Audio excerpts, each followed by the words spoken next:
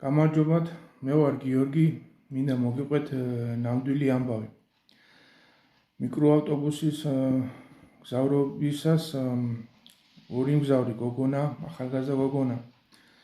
საუბრობენ ერთმანეთში და ერთი ეუბნება მეორეს, რომ ჩემი შვილიო 3 წლის ხდება და პამპერსი ჭირდება, ისევ ვერ გადავაჩვიეო და ის მეორეც ეუბნება, რომ მეც მასე ვარ, რომ ვერ გადავაჩვიე პამპერსო, თან ძვირი ჯდებაო, რა ამბავია ეს, ფასებიო პამპერსისო და გვერდზე მჯდომი